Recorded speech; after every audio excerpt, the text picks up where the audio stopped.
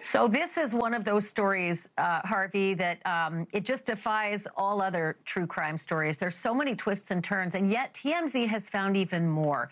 You have discovered some friends that Luigi Mangione traveled with in Thailand who have quite a few stories to tell. Oh, they do.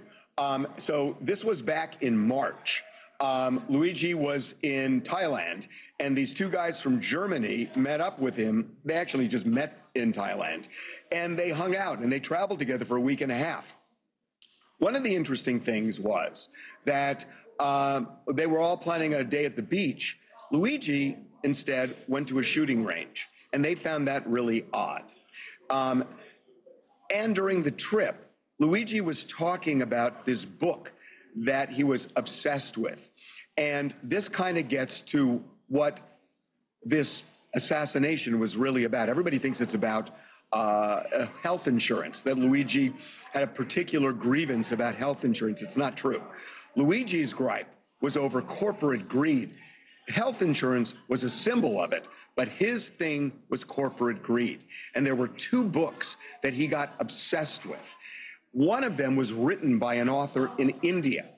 And Luigi wanted to buy 400 copies of the book to support the author. He was so obsessed with it.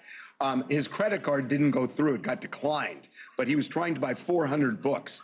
Not only that, he printed the book out, he annotated the book, and then he flew to India, met with the author to tell him how he could have made the book better. And there's an arrogance to that, but also an obsession. And that's one of the things we found about him, is that he was an obsessive guy, and there is a mental illness based on everything that we investigated. And we went, by the way, we went to Hawaii, we went to Maryland, Pennsylvania, New York, Thailand, India, and other places, and talked to a lot of people. There is a mental illness that is underlying all of this with him. Also, your team has been able to unearth sort of behavioral information about him in high school, where it's quoted as that he had odd episodes, would lash out oftentimes, and yet seemed to be really successful. He's valedictorian at high school. You know, that's one of the things that fascinated me, too, that if you look at the veneer here above the surface, he had everything going for him. He's a good-looking guy. He's smart, undeniably smart, well-read, successful. But, you know, it's one of the things that I learned doing my job here is that, you know, when you're covering people, there's kind of this gloss and illusion about Hollywood. And it's all none of it's real, you know, it's all imagery. And he was able to compartmentalize his life, or has been able to, where for the most part, he's a fun-loving, smart, engaging guy. And there were signs of what you just said that would erupt from time to time. But he was able to function pretty well all the way through up until months before the murder.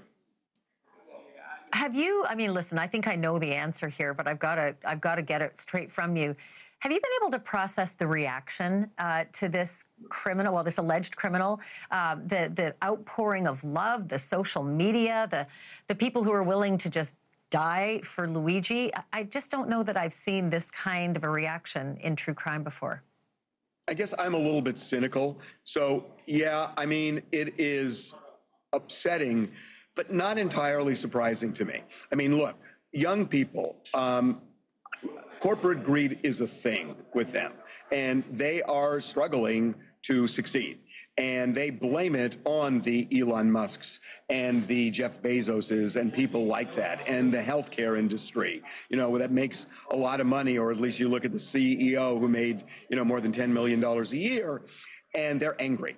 And so you look at that, and you look at what he did, and the reason he says he did it, and then you have to look at something else. And I think this is really important because, remember, when you look at people under 30, more of them support what Luigi did than oppose it. And I think 80% of that has to do with his looks. He is a really good-looking guy. And, you know, I posed the question to some of these people, if he were ugly, would it be the same reaction? I think there would be some of it, but I don't think you'd see it the way you see it now. Thanks for watching. Go to joinnn.com to find NewsNation on your screen. And don't forget to click the red subscribe button below to get more of NewsNation's fact-driven, unbiased coverage.